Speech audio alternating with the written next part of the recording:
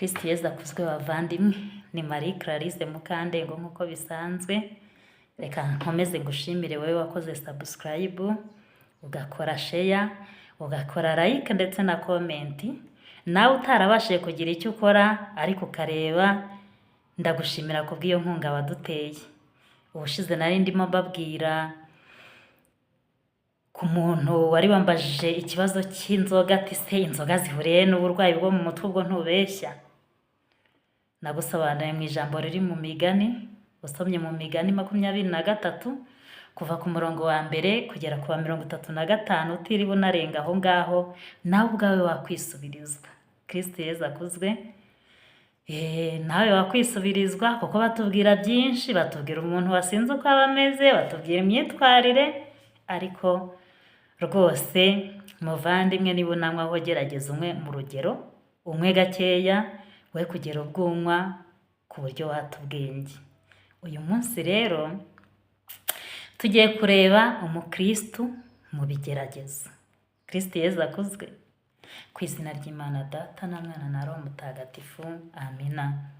Isengesho ryo kwicuza ibyaha. Nyagasani, ibyaha nakugiriye byose ndabyanze, kuko binteranya nawe, bikadutandukanya ari ntunze ukandengera iteka, kandi ndabyangira ko byicishije Yesu Kristo umwana wawe ukunda. Dawe ubingize sinshaka kubisubira, ndashaka kuba uwawe. Amina. Ngwino Roho Mutagatifu, usanganye imitima y'abakwemera bagukunde, wohereze Roho wawe byose bishya n'isi izabone guhinduka. Dusabe. Mana myinshi yakwemera Roho Mutagatifu, turagusaba kubwirizwa nawe, gukunda ibitunganye no kunogerwa nawe iteka, ku bwa Yesu Kristo umwami wacu. Amina. Ku izina ry'Imana Data na Mwana na Roho Mutagatifu. Amina. Kristo Yesu akuzwe. Kuba twatangiranye ndumva narababwiye yuko ndi umukarisimatike. Reka mbasuhuze abakarisimatike mwese aho muherereye, mugire Roho Mutagatifu. Murabizi isano dufitanye namwe ni isano isombye y'amaraso. Kristo Yesu akozwe. Uyu munsi rero tugiye kureba umukristo mu bigeragezo. Nababwiye ko nkunda kuririmba, reka niririmbire rero mujye munyihanganira. Nta nyoko ukubyara yaguhinduka, ariko Yezu we ntajya ahinduka.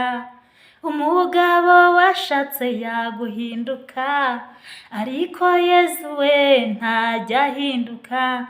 Na so wakubyaye yaguhinduka, ariko Yezu we ntajya ahinduka. Umwana wibyariye yaguhinduka, ariko Yezu we ntajya ahinduka.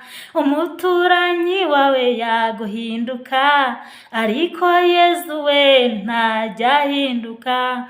Umuvandimwe wawe yaguhinduka, ariko Yezu we ntajya ahinduka. Kristo Yesu akuzwe. Uyu munsi ushobora kuba wahindutswe n'umugore washatse. Uyu munsi ushobora kuba wahindutswe n'umugabo washatse. Uyu munsi ushobora kuba wahindutswe na nyoko wakubyaye.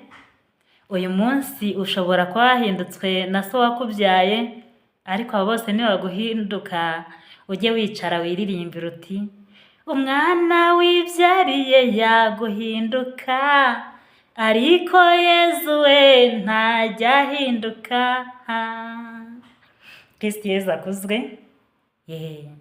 Ikindi nagushishikariza ni ukudahora mu maganya nka ya Yeremiya. Uzasome mu gitabo cya Yeremiya, usome neza witonze, uzabona ukuntu Yeremiya yabayeho, ukuntu yabanye n'abami, ukuntu byageze aho ngaho Imana ikamutuma nyine, ariko akaza kwibaza ati se ko ndi umusore, ubu ndagera gute? Akitwaza ko ari umusore. Ariko uko waba umeze kose, uko waba uri we wese, mu by'Imana ntawuhejwe.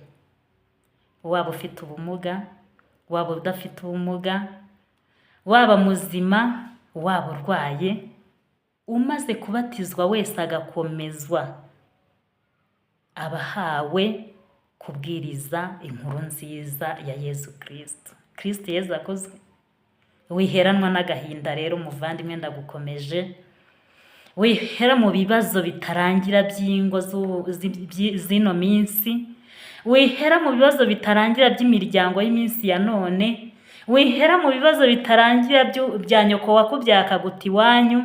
Wihera mu bibazo bikomeye byo mu miryango bidashira impande zose.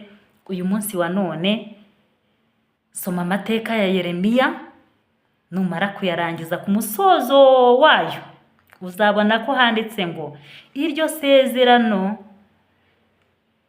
mbese uko kubana uko kubaho kwa Yeremiya muri iyo mibabaro yose, hasi handitseho yuko mu by'ukuri isezerano rishya ryaje riziyeho Kristo Yezu, ariko rikaza rije gukuraho ya maganya ya Yeremiya. Hari abantu bo mu minsi ya none rero biberaho nk'uku nguku, ugasanga arahora mu isezerano rya kera gusa, arahora mw'ayo maganya ya kera, kandi ntiyibuke ko Yezu yaje kuducungura. Kristo Yezu akozwe. Yezu yaje kuducungura, kandi icyo gihe umuryango mushya w'Imana ntago ugomba gukomereza muri ayo maganya, ahubwo ugomba kwibuka isano ufitanye. Dufitanye isano isumbye iy'amaraso. Ukwemera n'urukundo nibyo biranga umukarisimatike nyawe. Kristo Yezu akozwe. Ukwemera n'urukundo nibyo biranga umukristo nyawe. Igihe uri mu gahinda, wagize ibyago, wabuze abawe, wiheranwa n'agahinda. Kwibuka ntago ari bibi, ni byiza, ariko kandi wibuke no kwiyubaka.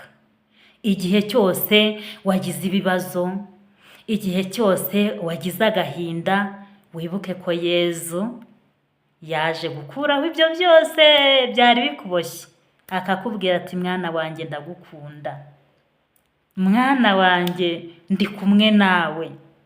Yezu Kristo akuzwe. Yesu niwe nzira, ukuri n'ubugingo, kandi ntawe ugera ku Mana atamunyuzeho. Kristo Yezu akuzwe. Niyubahwe Imana Data na Mwana na Roho Mutagatifu, nk'uko bisanzwe iteka, niyubahwe n'ubu n'iteka ryose. Amina. Mariya utarasama inenge y'icyaha, urajya udusabira twese abaguhungiyeho.